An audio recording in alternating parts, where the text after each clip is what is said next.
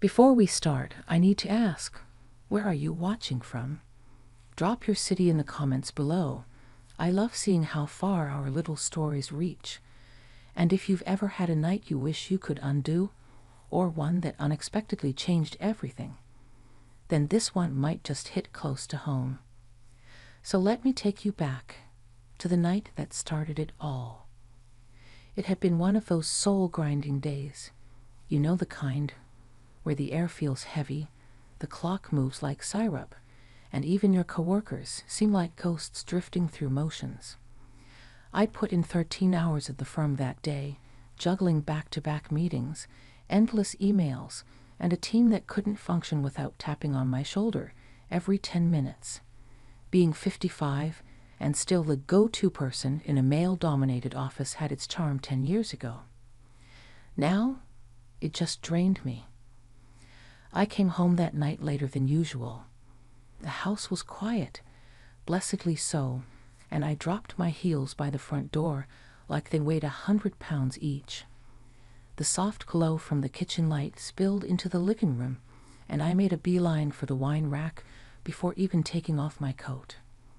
3 glasses later, maybe 4, I'd slid down onto the living room carpet, back against the couch, a jazz record spinning on the turntable. The soft sound of Miles Davis filled the space around me like smoke, and for the first time all week, I could finally breathe. I felt the wine humming in my blood, numbing the tightness in my chest, softening the weight on my shoulders. That's when I heard the front door open. I froze. Not in fear, exactly, but in embarrassment. I wasn't expecting anyone, and certainly not Thomas. Thomas, my son, 28 years old, tall like his father, kind-eyed, but with that deep, knowing look that sees more than you want him to. He'd been staying with me for the last 2 months, while his apartment building was undergoing renovations. It was supposed to be temporary.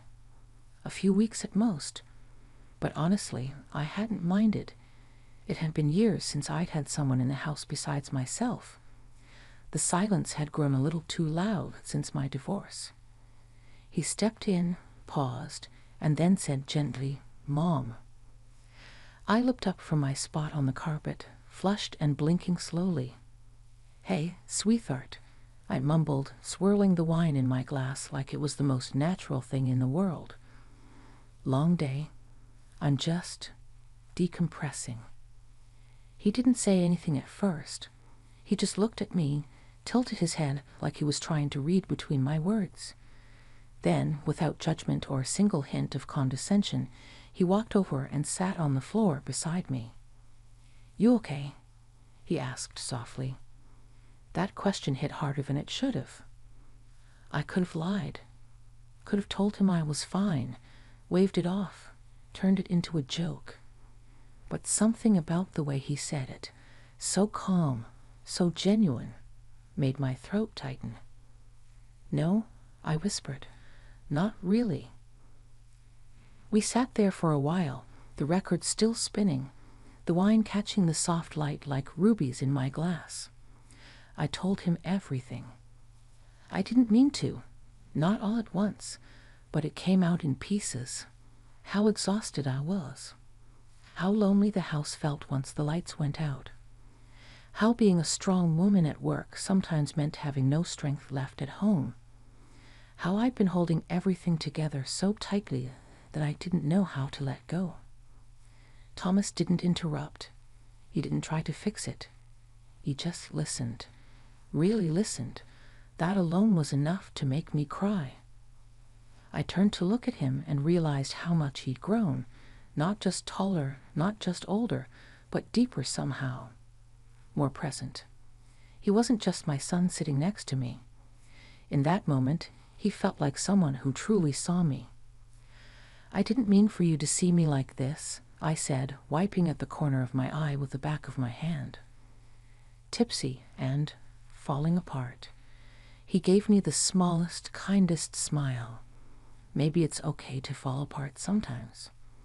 And I don't know what it was, the wine, the music, or the soft light in his eyes, but I leaned my head on his shoulder and for the first time in what felt like years, I allowed myself to feel held. Not physically, not quite yet, but emotionally, completely.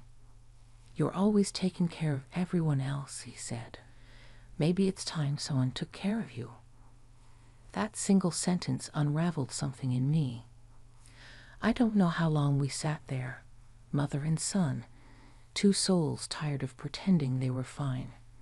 The world outside didn't matter. Not the ticking clock, not tomorrow's emails, not the expectation to be strong, composed, perfect. It was just us. And something had shifted. It wasn't romantic. It wasn't anything taboo or twisted. But it was intimate, deeply so. A moment where two people let down their guard, and in doing so, found something beautiful in the space in between. Eventually, he helped me up, not with awkwardness or judgment, but with quiet care. "You should get some sleep, Mom," he said as he steadied me on my feet. I nodded, brushing past him, the warmth of his hand lingering longer than it should have. And as I made my way down the hallway to my bedroom, my mind buzzed, not from the wine anymore, but from the unspoken questions swirling in my chest. About who we were, about what we just shared, about whether that space between us had changed forever. But I didn't have the answers. Not yet. Only the feeling that something was beginning, and that it was going to change everything. The morning after was quiet. I woke to the faint sound of birds outside and the soft hum of the dishwasher running. For a moment, I lay still, trying to remember if last night was a dream, or if I had actually spilled my soul to my son, while half drunk on a living room floor. It wasn't a dream. The fog in my mind lifted slowly, and with it came a wave of embarrassment. Not because of the wine. I was old enough to laugh off a tipsy evening, but because I'd let him see so much of me. The tired version, the vulnerable one. The woman behind the title, behind the polished hair and pressed blouses. I threw on a robe and made my way to the kitchen. The smell of coffee hit me before I even turned the corner. Thomas stood there barefoot in joggers and a t-shirt, pouring 2 mugs like he did this every morning. He looked up and smiled, calm, natural, no sign of awkwardness or discomfort. Just warmth. "Morning," he said, sliding 1 mug across the counter toward me. I stood there for a beat, surprised by how easily he moved through the space, like this was his home too now. Maybe it was. Maybe it had been, in a way, long before his apartment flooded. "Thanks," I said, wrapping my hands around the warm ceramic, like it might anchor me. He took a sip of his own, then leaned back against the counter, watching me. I couldn't meet his eyes right away. My mind was still playing Last Night on repeat. "I guess I said too much," I muttered, half laughing, half grinning. "You didn't," he said. "You said exactly what you needed to say." That made me glance up. There wasn't a trace of judgment in his face, only understanding, and that somehow made it worse. I felt stripped down, like he could see straight through the version of myself I wore like armor. "I'm not used to being the one who breaks," I admitted. "You're not broken, Mom. You're just tired. That's different." The way he said Mom didn't sound like a title anymore.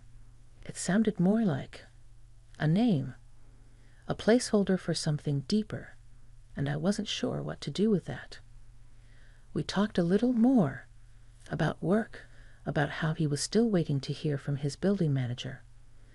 We danced around the previous night like it hadn't cracked something open, but it had. That afternoon, I came home early. I needed time to think, to breathe, to just sit in the silence before he came back from the gym or wherever he'd gone. I walked barefoot across the hardwood, poured myself water this time, and stared up the window at the backyard. It was silly, maybe how much I liked having him around. Silly how safe I felt just knowing someone else was in the house. And it wasn't just about company. It was him. The way he listened. The way he understood things without needing them spelled out. The way he looked at me like I was still someone worth knowing, even in my least glamorous moments. And then, around 6 p.m., I heard the front door. He walked in, sweat dampening the collar of his shirt, gym bag slung over one shoulder. "You're home early," he said with a hint of surprise. "Yeah," I replied, shrugging. "Didn't feel like staying late." He nodded and dropped the bag in the hallway. I watched him for a moment, the way he moved with casual ease, so familiar, yet different. Grown. "Dinner?" he asked. I blinked. "You're cooking." He grinned. "I figured I owed you one after last night." I laughed. "Oh, so wine confessions come with a side of pasta now?" He chuckled, walking toward the kitchen. "Exactly. Drunken wisdom and garlic bread. A perfect pairing." I sat at the island while he cooked. It wasn't fancy. Just penne, some sautéed veggies, and store-bought sauce, but it was the most cared for I'd felt in months. Maybe years. And not because of the food, but because he'd thought to do it. Because he knew I needed it even without asking. We talked through dinner, real conversation, not just small talk. About life, about loneliness, about how strange it is when you reach a certain age and realize that the version of yourself you've been performing all your life doesn't quite fit anymore. At one point, I looked up and found him watching me. Not in a way that made me self-conscious, but in a way that made me feel seen. "You've changed," I said softly. "So have you," he replied. The silence that followed wasn't uncomfortable. It felt full, heavy with things neither of us were quite ready to say. We were towing the edge of something. Not inappropriate, not wrong, just deeply human, emotional, raw. Later, we moved to the living room. This time I sat on the couch, and he joined me, close enough that our arms brushed when we reached for our drinks. "I used to think I had to be strong all the time," I said quietly. "You don't," he said. "Not with me." My breath caught at that, and for the second night in a row, I felt my chest tighten, not from stress this time, but from something warm and strange curling inside me. "Do you ever feel like you've missed out on parts of yourself?" I asked. He turned toward me, his expression softer than I'd ever seen it. "All the time," he said. And just like that, it was there again. That connection, that subtle but undeniable shift in the air between us. Not romantic, not forbidden, but deeper than anything I'd expected. Something I didn't yet know how to name. That night, after he'd gone to bed, I stood in the hallway for a long while, staring at the closed door to the guest room. To his room for now. My hand hovered near the doorknob for a moment, then dropped. I wasn't ready. Not yet. But I couldn't deny it anymore. Something had changed between us, and I wasn't sure if we were crossing a line or simply discovering a new kind of truth. I didn't sleep much that night. Even with my bedroom door shut, the house felt like it was breathing with me, slow, quiet, a little unsure of itself. I lay on top of the covers, arms folded beneath my head, staring at the ceiling while my thoughts traced slow circles in the dark. The truth was, I didn't recognize the woman I'd become lately. Not the overworked manager, not the silent empty nester, not the version of me who poured wine alone just to take the edge off, and not even the woman sitting across the dinner table from her son, suddenly unsure of where the lines of comfort and connection began or ended. Thomas had grown up, sure. But it wasn't just that. He understood me now in a way no one else did, not my ex-husband, not my coworkers, not even my friends who'd known me since college. It was like something about us had realigned when we weren't looking. I woke around 6 a.m., still in my robe, still exhausted. I stepped out of the room quietly, half expecting Thomas to still be asleep. But the guest room door was already cracked open. I followed the smell of coffee to the kitchen, where he was standing, shirtless, rinsing a dish under the faucet. He looked up and gave me a sleepy smile. "Didn't think you'd be up this early," he said. "I couldn't sleep," I replied. "You?" He shrugged. "Same." The quiet stretched for a moment before I joined him at the counter, reaching for the second mug he'd already set out for me. I noticed that again, how he anticipated things, how he saw needs before they were spoken. We stood side by side, sipping in silence. There was something unspoken in the air, like we were both waiting for the other to say the first real thing. The true thing. Finally, I set my mug down and asked, "Do you ever wonder how different life might have been if we had more time like this when you were younger?" He glanced at me, that thoughtful look returning to his face. "Yeah, I do," he said. "A lot, actually." It hit me harder than I expected. I'd spent so many years working, juggling everything alone after the divorce, trying to keep food on the table and tuition paid and lights on.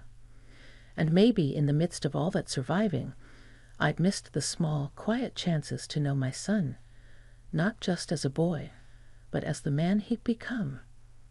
"I think about it too," I whispered. "What I might have missed." "You didn't miss as much as you think," he replied gently. "But I did. I missed you." I swallowed hard. That afternoon, we decided to take a walk. It had been weeks since I'd had the energy for anything outside of work and home, but the weather was perfect. Late spring sun, trees alive with green, and just the right kind of breeze. We ended up on the path behind the neighborhood park, the one he used to run along when he was 16.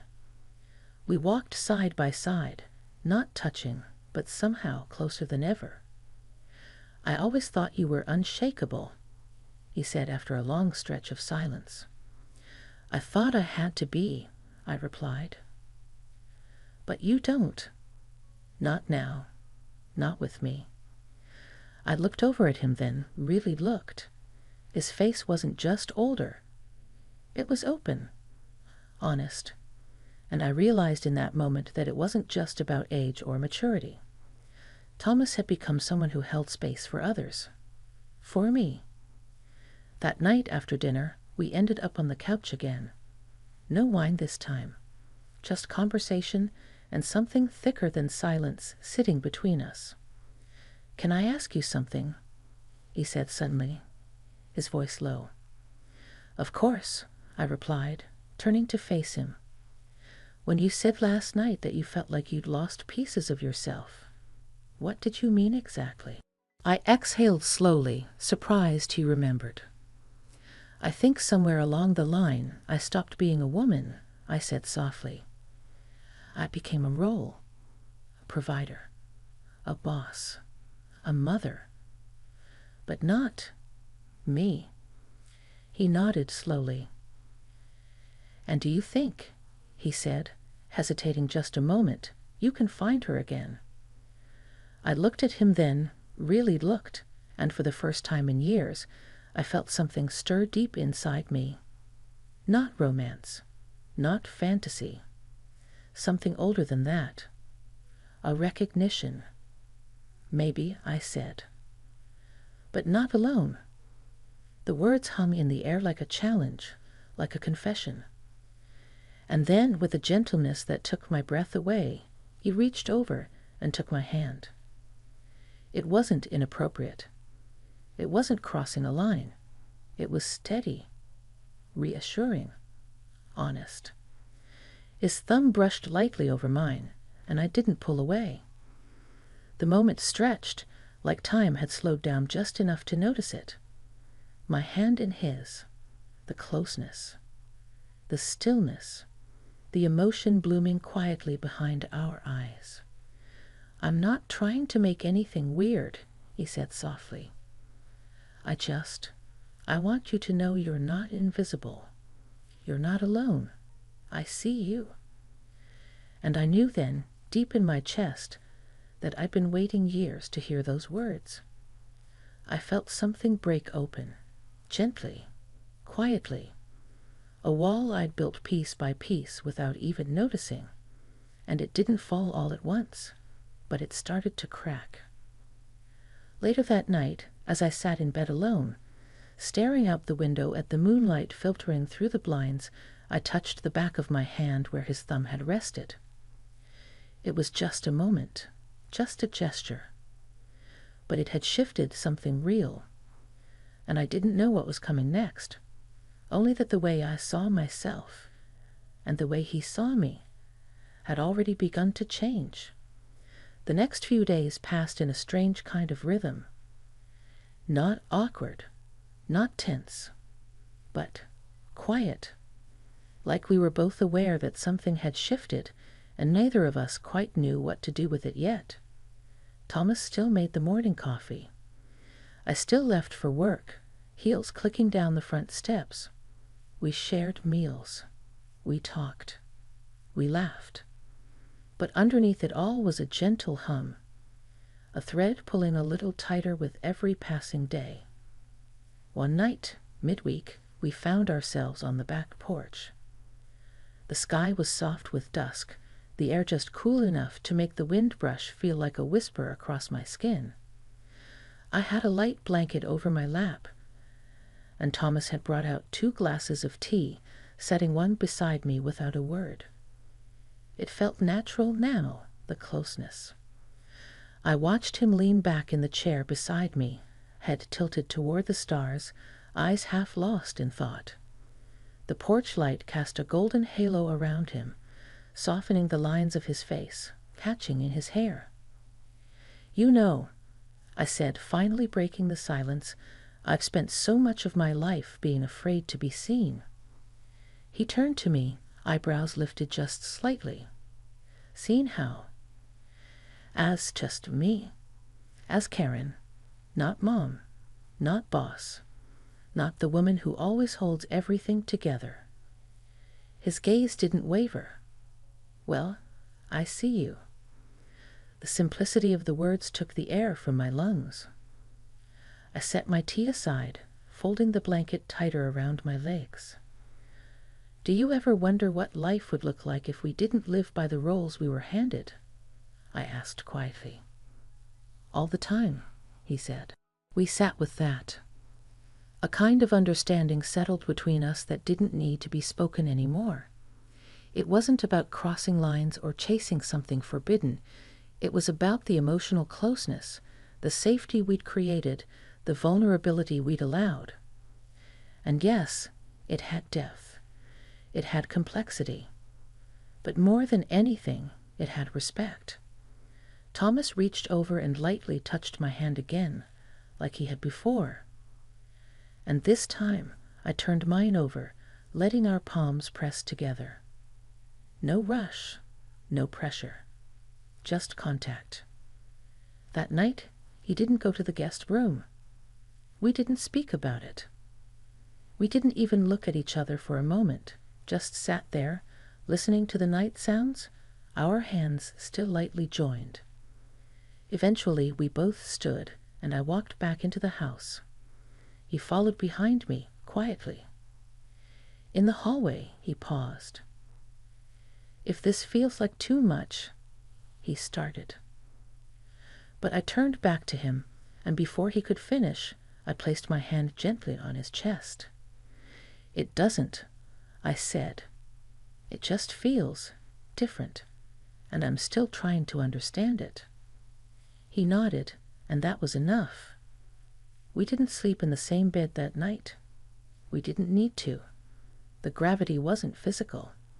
It was something deeper, a comfort and emotional resting place we'd found in each other that neither of us had realized we were missing. Over the next week, we talked more about everything. Our shared memories, our missed years, the divorce, my regrets, his fears about stepping out of his father's shadow. Albeit always felt closer to me, but never knew how to say it. There were tears, there was laughter, and there was a closeness that felt sacred, not in a romantic way, but in a way that mattered.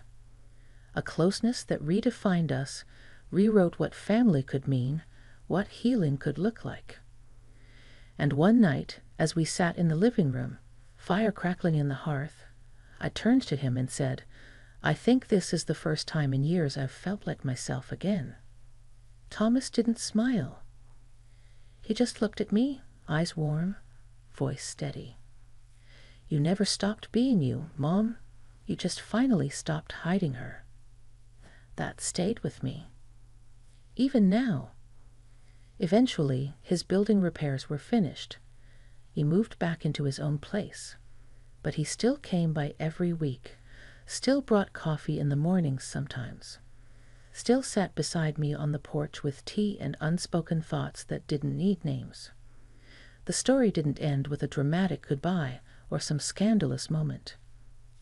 It ended quietly, with growth, with understanding, with a deeper bond between two people who had carried each other through silence, pain, rediscovery, and come out more whole because of it. And I still think about that night he found me on the floor, wine glass in hand, tears barely held back by years of control. I think about what might have happened if he just walked away, or judged me, or pretended not to see me crumbling. But he didn't. He stayed. And somehow, that changed everything. So maybe we don't always get the life we imagined. Maybe we don't follow the roles or the timelines or the rules we thought were written in stone. But sometimes, if we're lucky, we find something better, something honest, something real. And sometimes it starts with being seen, even when you're not at your best, especially then.